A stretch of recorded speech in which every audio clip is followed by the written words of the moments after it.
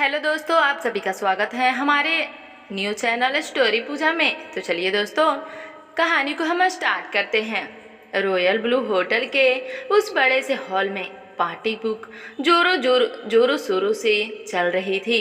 लोग खाते पीते हुए एक दूसरे से बातें कर रहे थे।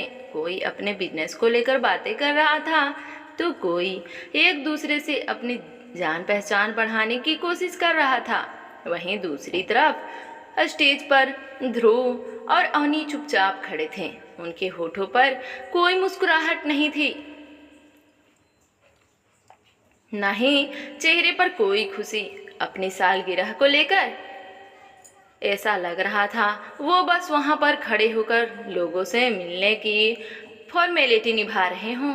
लोग आ रहे थे और उन्हें शादी की सालगिरह की मुबारकबाद दे रहे थे, जिस पर ध्रुव अपना सिर हिला देता तो आनी हाथ जोड़कर उन्हें नमस्ते कर झुककर उनके पैर छू लेती। उनके चेहरे पर कोई भाव नहीं था, वो बस शांति से खड़ी हुई थी। हालांकि उनके कानों में लोगों की आवाज़ पड़ रही थी, जो कि आपस में एक दूसरे से बात करते हुए उनका मजाक उड़ा रहे थे। यार, क्या देखकर ध्रुव सर ने इस लड़की से शादी की? इस लड़की का और उनका कोई कंपैरिजन नहीं हो सकता है। हाँ यार, सही कह रहा है तू। कहाँ हमारे ध्रुव सर इतने हॉट हैंडसम, हर लड़की के ड्रीम बॉय, और कहाँ ये लड़की जस्ट लुक हेट हर। ना तो इसकी शक्ल अच्छी है और ना ही इसका फिगर पूरी बेफैलो लग रही है। मैं तो कुंवारा मर जाऊं पर ऐसी लड़की से कभी शादी ना करूं।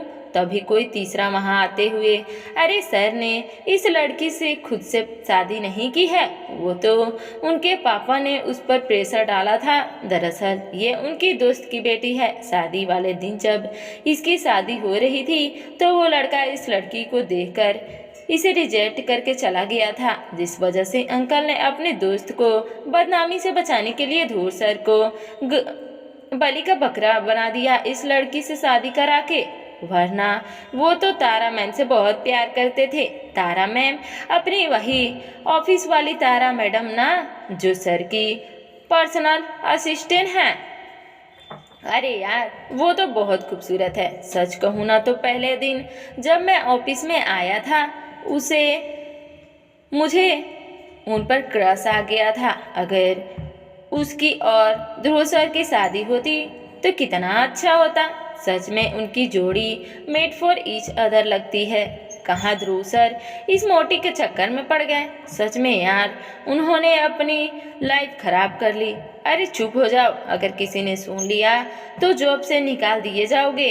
अरे जॉब से निकालेंगे ना तो निकाल दे। सच कहने में मैं डरता थोड़ी हूँ। अगर ध्रुव सर के सामने भी मुझे ये कहना पड़े तो मैं खुशी खुशी कह दूंगा, यार मैं उन्हें बहुत एडमायर करता हूँ और इस लड़की के साथ में इनकी लाइफ बर्बाद होते हुए नहीं देख सकता हूँ। मैं तो कहता हूँ उन्हें इस लड़की को डिवोर्स देकर तारा मैम से शादी कर लेना चाहिए। उन लोगों को अंदाजा भी नहीं था कि उन लोगों की बातें करने की आवाज़ें इतनी तेज थी कि उनकी और पास मजबूत लोग उनकी बातें सुन रहे थे, जिसमें अवनी और ध्रुव भी शामिल थे। जहां लोग उन लोगों की बातें सुनकर अवनी का मजाक उड़ा रहे थे तो वहीं अवनी बिल्कुल शांत खड़ी हुई थी, जैसे उसे उन लोगों की इन बातों से कोई फर्क नहीं पड़ रहा हो। जाने कब से उन्हें लोगों की ऐसी बातें की आदत हो गई थी। अगर अवनी की जगह इस वक्त कोई और होता तो यकीनन उस लोगों की बातें सुनकर रो देता, लेकिन ये अवनी थी। उनके चेहरे पर उनकी बातों से एक सिकन भी नहीं आई थी, जैसे उसे कोई दर्द ही महसूस ना हो रहा हो। वहीं ध्रुव उसे तो ऐसे अवनी को होने या ना होने से कोई फर्क ही नहीं पड़ता था। तभी एक बला की खूबसूरत लड़की अपने हाथों में एक गिफ्ट बॉक्स लिए चलकर ध्रुव और अवनी के पास आई। उनकी रंग दूध के जैसा गोरा था और देखने में बहुत ही खूबसूरत लगती थी, कि जैसे स्वर्ग से कोई अप्सरा उतर आई हो। इस वक्त उनके एक रेड कलर की नेट वाली साड़ी पहनी हुई थी आपस में, और साथ में डायमंड ज्वेलरी भी कर पहनी हुई थी, जिससे वो वाकई में बेहद खूबसूरत सी अफसर।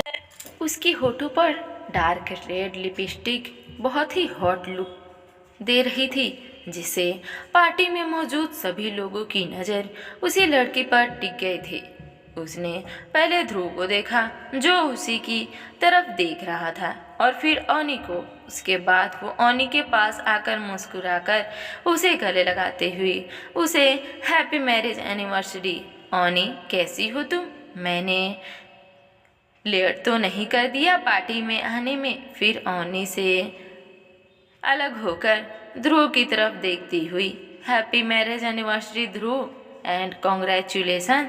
तुम्हारे फॉरेन की क्लाइंट तुम्हारे साथ डील करने के लिए तैयार हैं। अब तुम्हें नंबर 1 की पोजीशन पर पहुंचने से कोई नहीं रोक सकता है। उसकी बातें सुनकर ध्रुव की आंखों में चमक आ गई, और वो उस लड़की की तरफ देखते हुए इससे बोला, तुम सच कह रही हो तारा? तो तारा ने हाँ में सर हिला दिया और ध्रुव से बोली, हाँ, लेकिन उनकी एक शर्त है। उनकी आज रात को ही वापसी की फ्लाइट है, इसलिए वो आज ही तुमसे मिलकर डील फाइनल करना चाहते हैं। मैंने उन्हें समझाया आज तुम्हारी एनिवर्सरी है, इसलिए तुम आ नहीं सकोगे, पर उन्होंने कहा अगर तुम 1 घंटे के लिए भी उनसे मिल पाओ तो अच्छा होगा, वरना उन्हें वापस लौटना पड़ेगा, और फिर यहाँ जल्दी आने के लिए उन्हें कोई चांस नहीं है। जो हो सकता है इस वजह से तुम्हें फिर महीनों तक डील फाइनल करने के लिए इंतज़ार करना पड़े। उसकी बात को सुनकर ध्रुव जल्दी से उससे बोला, नहीं, कोई इंतज़ार नहीं करना पड़ेगा, मैं आज ही डील फाइनल करूँगा। हम लोग अभी थोड़ी देर में यहाँ से निकलेंगे, तुम सारी फाइल रेडी कर लो। वैसे भी पार्टी ख़त्म होने ही वाली है, तो हम लोग आराम से वहाँ पर चल सकते हैं। मैं अभी मैम से बात कर लेता हूँ। इतना कहकर वहाँ से नीचे लोगों के बीच अपने फ्रेंड से बात करते अपनी माँ की तरफ बढ़ गया। वहीं तारा ने मुस्कुराते हुए ओनी को देखा, फिर अपने हाथ में पकड़े हुए गिफ्ट उसके तरफ बढ़ते हुए बोली, ये तुम्हारे लिए ओनी,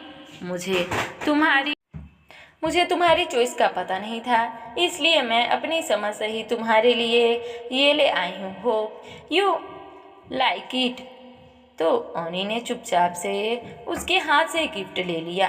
तभी नीचे से ध्रुव ने तारा को आवाज़ दिया, जिस पर तारा ने मुड़कर ध्रुव की तरफ देखा तो ध्रुव उसे अपने साथ हाथ से इशारा कर अपने पास बुला रहा था, जिस पर तारा मुस्कुराते हुए उसकी तरफ बढ़ गई। पार्टी में मौजूद हर शख्स तारा को ध्रुव के पास जाते हुए देख खुश हो रहा था।